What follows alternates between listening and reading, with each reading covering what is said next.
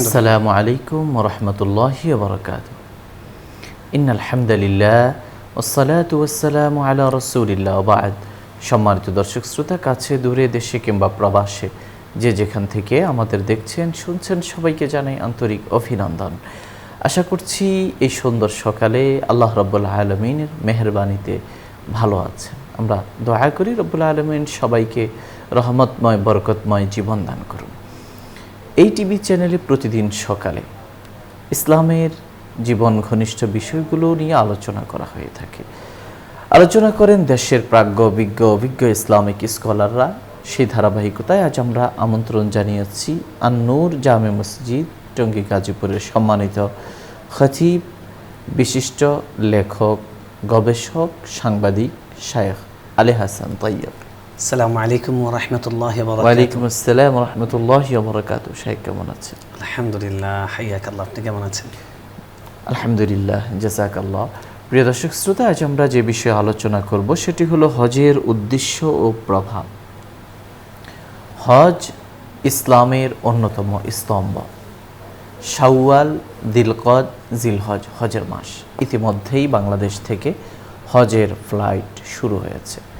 সারা পৃথিবীর বিভিন্ন প্রান্ত থেকে মুসলমানরা, বিত্তবান মুসলমানরা, তারা আল্লাহ তাআলার সন্তুষ্টি করার উদ্দেশ্যে, আল্লাহর ঘর জিয়ারতের উদ্দেশ্যে প্রতি বছর সেখানে গমন করে। প্রত্যেক বিত্তবান মুসলমানের উপর জীবনে একবার হজ করা ফরজ। এই ফরজ বিধান পালনের পেছনে রয়েছে বিশেষ লক্ষ্য এবং ব্যক্তির জীবন থেকে শুরু করে পারিবারিক এমনকি বৈশ্বিক পরিমণ্ডলে হজের একটি প্রভাব, এর একটি বিশেষ প্রভাব আমরা দেখতে পাই। হজ তাওহীদবাদী বা আল্লাহর একত্ববাদপন্থী যত মানুষ রয়েছেন তাদের একটি বৈশ্বিক সম্মিলন বলা যেতে পারে। হজ নিছকই কোনো ইবাদত নয়, কোনো আনুষ্ঠানিকতা নয়। এর পেছনে রয়েছে আল্লাহ তাআলার বহু হিকমা এবং ইসলামের অসংখ্য নিদর্শন। আল্লাহ রাব্বুল আলামিনের অনেক জীবন্ত নিদর্শন সেখানে রয়েছে। হজ দ্বারা প্রভাবিত হয় ব্যক্তির জীবন, সমাজ, রাষ্ট্র, এমনকি অর্থনীতি। কাজেই এই হজকে আমরা হজের মৌসুমে আমাদের আলোচ্য বিষয় হিসাবে আমরা চিহ্নিত করেছি এবং এটাকে আলোচনা করবার জন্য নির্ধারণ করেছি।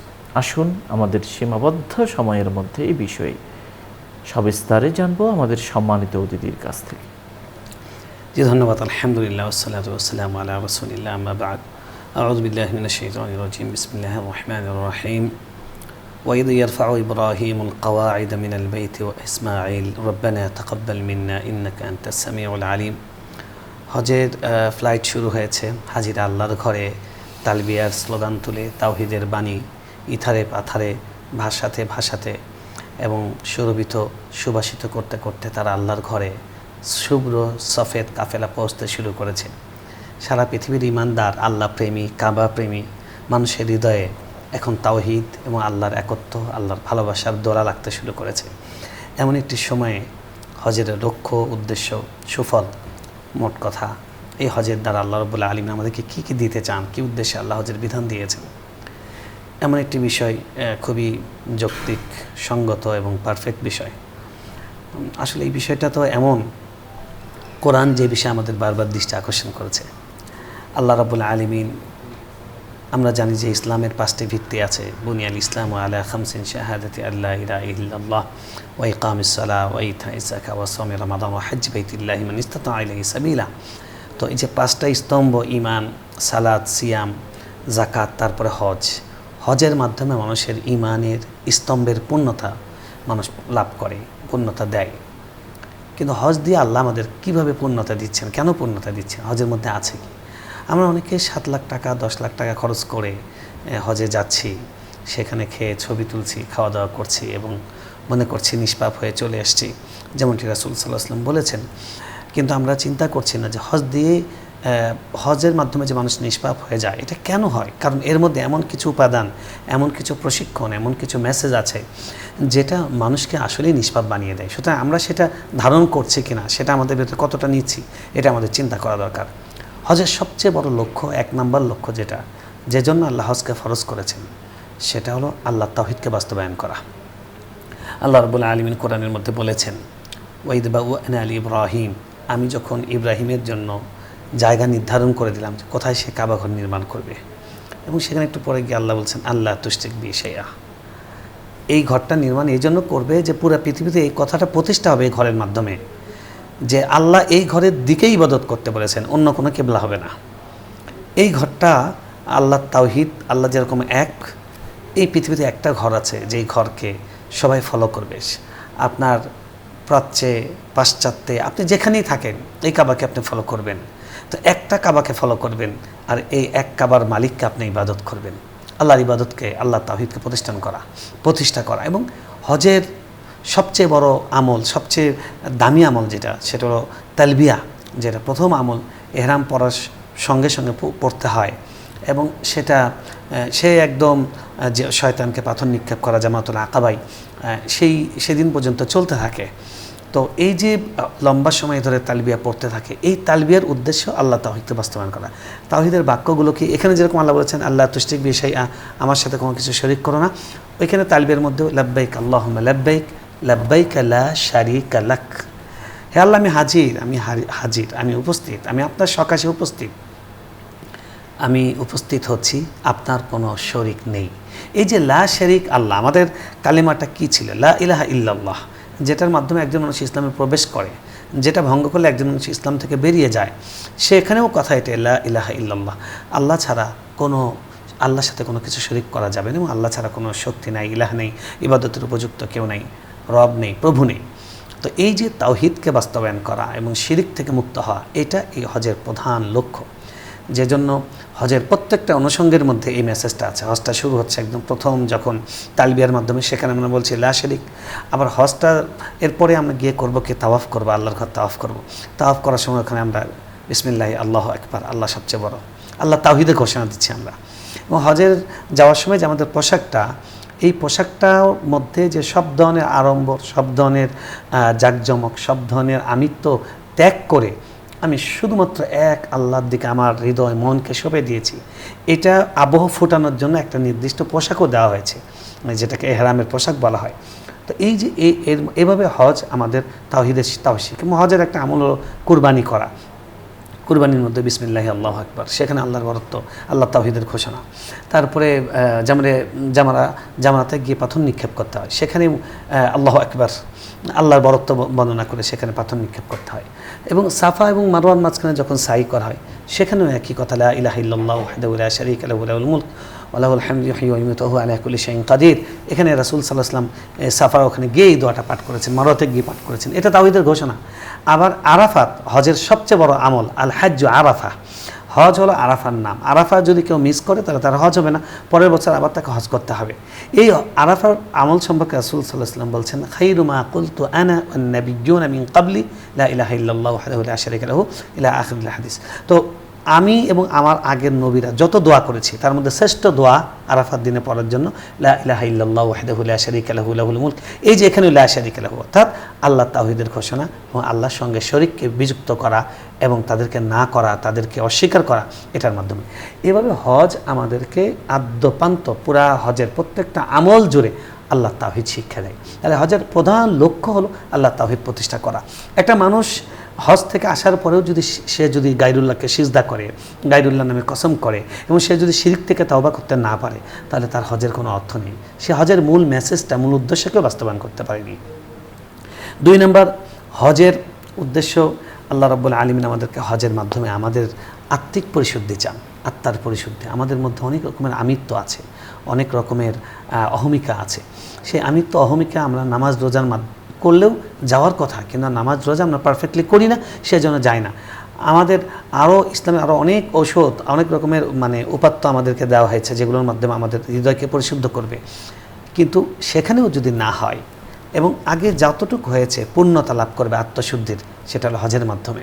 হজে যে আমরা পোশাকটা পরছি, আর সব পোশাক ফেলে দিচ্ছি। আমার ব্রেনকে, আমার চিন্তাকে, আমার অস্তিত্বকে আমি নিজেই মেসেজ দিচ্ছি যে আমার ভিতরে গায়রুল্লাহ দিয়ে ভরা। আমার অন্তরের সবচেয়ে বড় ব্যাধি হলো আল্লাহ ছাড়া অন্যের মোহাব্বত, অন্য কিছুর ভালোবাসা, সেটা আমার হৃদয়ে টইটুম্বর। যে কারণে আমার ভিতর লোভ, যে কারণে আমার ভিতর হিংসা, যে কারণে আমি মানুষের ক্ষতি করছি, যে কারণে আমি অবৈধ অর্থ উপার্জন করছি। এটা কেন? এটা আমার গায়রুল্লাহর প্রতি আমার টান, আল্লাহ ছাড়া অন্য কিছুর প্রতি আমার উদ্দেশ্য, তাকে উদ্দেশ্য বানানো, তাকে টার্গেট বানানো।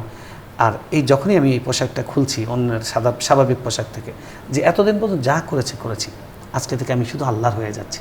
কুল ইন্না সলাতি ওয়া নুসুকি ওয়া মাহইয়ায়া ওয়া মামাতি লিল্লাহি রাব্বিল আলামিন। আমার জীবন, মৃত্যু, আমার হজ, কুরবানি সব কিছু কেবলমাত্র আল্লাহর জন্য।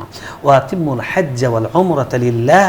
তোমরা হজ এবং উমরাকে পূর্ণ করো একমাত্র আল্লাহর জন্য। এই যে একমাত্র আল্লাহর জন্য করা, এটা হৃদয়ের আত্মার পরিশুদ্ধির একটা বড় একটা মাধ্যম, একমাত্র আল্লাহর জন্য করা। এবং আত্মার পরিশুদ্ধি অন্যের ক্ষেত্রেও, যে আমি অন্যের সাথে আচরণ কি করব। আমরা দেখা যায় যে অন্যের সাথে অ্যাগ্রেসিভ আচরণ করি, কথার উত্তর না দিয়ে বসে থাকতে পারি না, ইটের বদলে পাটকেল দেই। তো আল্লাহ রাব্বুল আলামিন হজের যখন আয়াত দিচ্ছেন, হজের বিধান দিচ্ছেন যে আল হাজ্জু আশহুরুম মা'লুমাত ফামান ফারাদা ফীহিন্নাল হাজ্জা ফালা রাফাসা ওয়ালা ফুসুকা ওয়ালা জিদালা ফিল হজ। হজের কথা আল্লাহ যখন দিচ্ছেন তখনই বলে দিচ্ছেন এই কথাটা, যে ব্যক্তি হজ করার সংকল্প করেছে, এবছর যে ব্যক্তি হজে যাচ্ছে, তাকে মনে রাখতে হবে হজের মধ্যে তার 3টা কাজ অবশ্যই বর্জন করতে হবে। তো রফাসা, ফুসুকা ওয়ালা জিদালা। রফাস কি? সব ধরনের অশ্লীল কাজ, যৌনগন্ধি কথা, কাজ, আচরণ, এগুলো থেকে নিজেদেরকে বিরত রাখা। আর হলো ফুসুকা, সব ধরনের পাপাচার থেকে বিরত রাখা। এবং ওয়ালা জিদালা, এবং সব ধরনের বিতর্ক, তর্ক, ঝগড়া থেকে বিরত রাখা।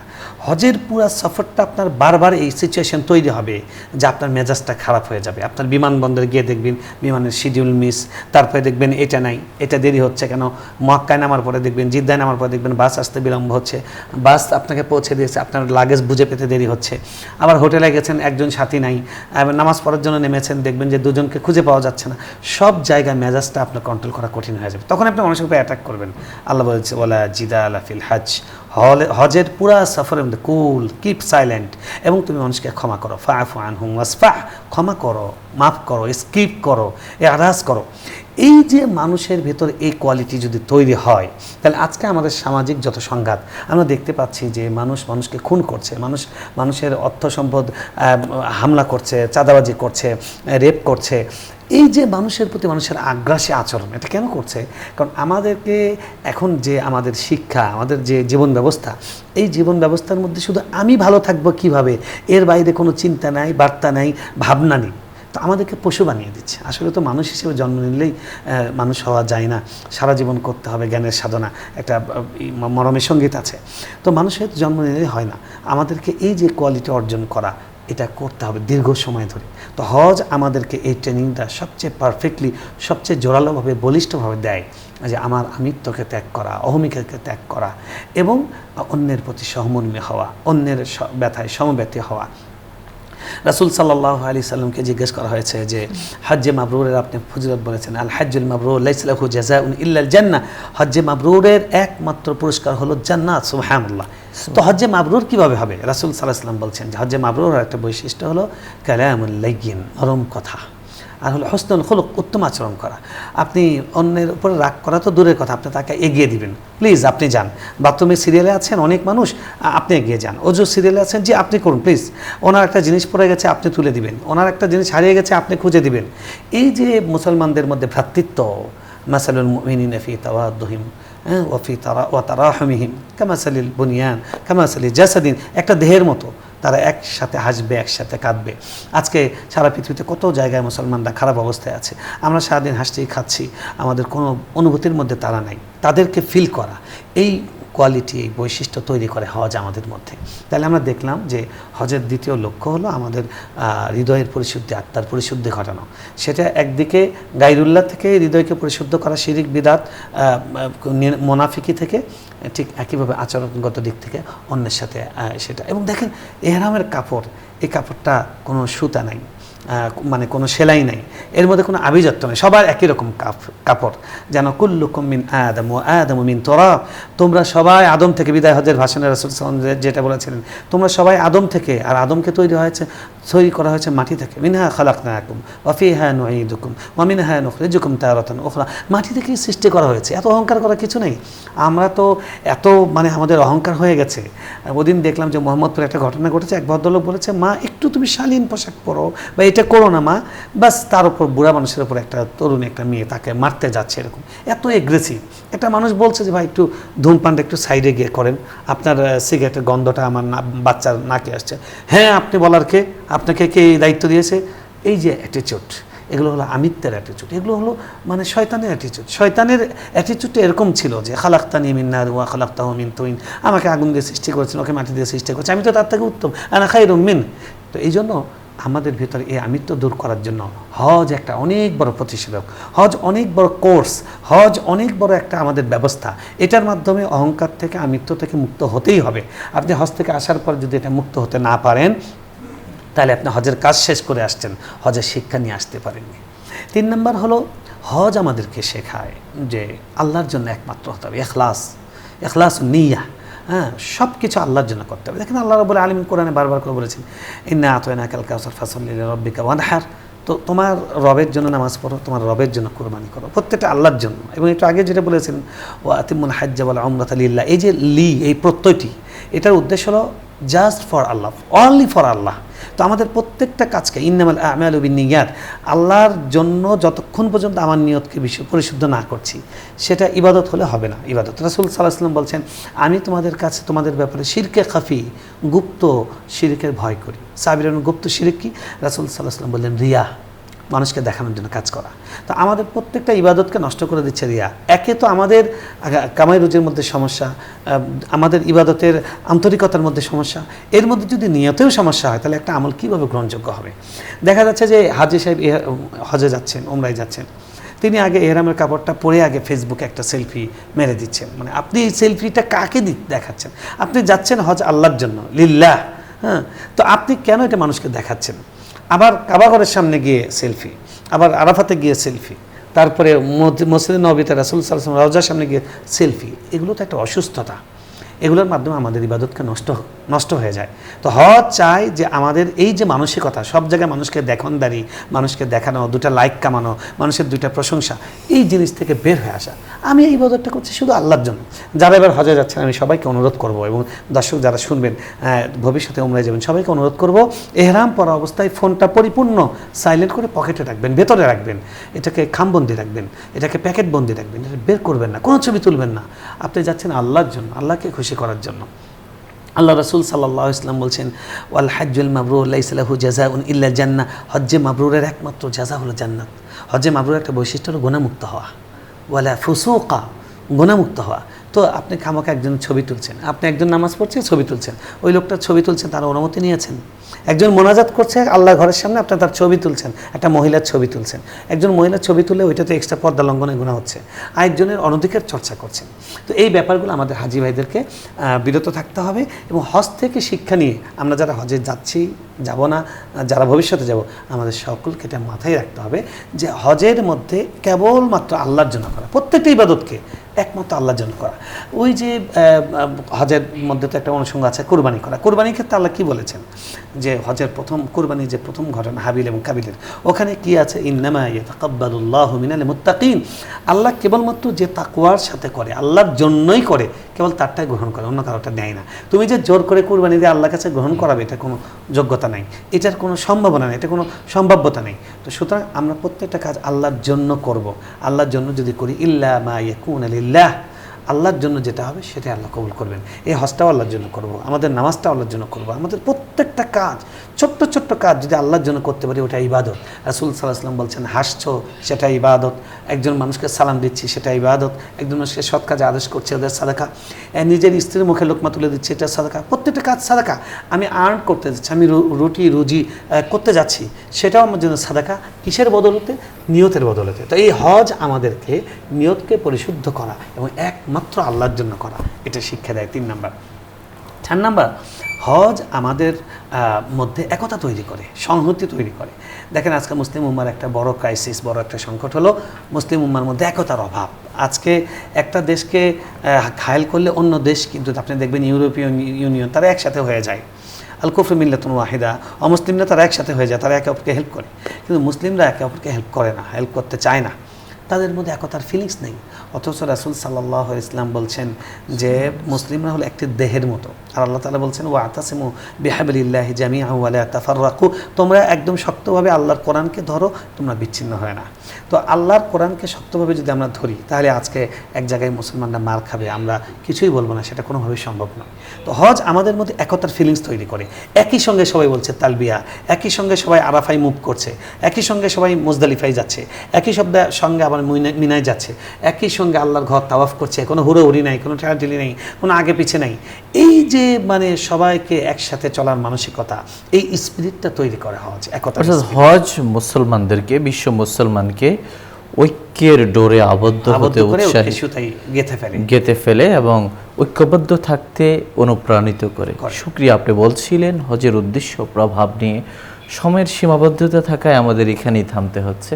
তবে যাওয়ার আগে রব্বুল আলামিনের দরগাহে আমরা মুনাজাত করব, আল্লাহ তাআলা আমাদের সবাইকে নেক জীবন দান করুন। আসুন আমরা আল্লাহর কাছে মুনাজাত করি। আলহামদুলিল্লাহি রাব্বিল আলামিন, والصلاة والسلام على أشرف الأنبياء والمرسلين وعلى آله وصحبه أجمعين. اللهم لك الحمد كما ينبغي لجلال وجهك وعظيم سلطانك. سبحان الله وبحمده عدد خلقه ورضا نفسه وزنة عرشه ومداد كلماته. اللهم إنا نسألك الهدى والتقى والعفاف والغنى. اللهم إنا نسألك من الخير كله ونعوذ بك من الشر كله. اللهم ارزقنا حجا مبرورا وذنبا مغفورا وسعيا مشكورا وتجارة لن تبور يا رب العالمين يا أرحم الراحمين. আল্লাহ, সারা পৃথিবীর বিভিন্ন দেশ থেকে, বিভিন্ন প্রান্ত থেকে আপনার প্রিয় বান্দারা, আপনার বাছাইকৃত বান্দারা আপনার ডাকে সাড়া দিয়ে আল্লাহ লাব্বাইকের মিছিলে শামিল হয়েছেন। আল্লাহ, আল্লাহ শুভ্রতার মিছিলে শামিল হয়েছেন। আল্লাহ, তাদের এই সফরগুলোকে আপনি নিরাপদ করুন। সবাইকে আল্লাহ হজ্জে মাকবুল নসিব করুন, হজ্জে মাবরুর নসিব করুন। আমাদেরকেও বারবার বাইতুল্লাহর জিয়ারতকারীদের অন্তর্ভুক্ত করে দিন। আল্লাহ, যে উদ্দেশ্য নিয়ে হজ, আল্লাহ আপনি হজের বিধান দিয়েছেন, সে উদ্দেশ্য মুসলমানদের জীবনে প্রতিফলিত বাস্তবায়িত করার তৌফিক দান করুন। আল্লাহ, আমাদেরকে শিরিক মুক্ত ইবাদত করার তৌফিক দান করুন। প্রতিটি কাজে তাওহীদের আল্লাহর একত্ববাদ, আপনার একত্ববাদের কথা মনে প্রাণে বিশ্বাস করে সেইভাবে কাজ করার তৌফিক দান করুন। আল্লাহ, আমাদের আত্মার পরিশুদ্ধি আপনি দান করুন, আমাদের আমলের মধ্যে ইখলাস দান করুন।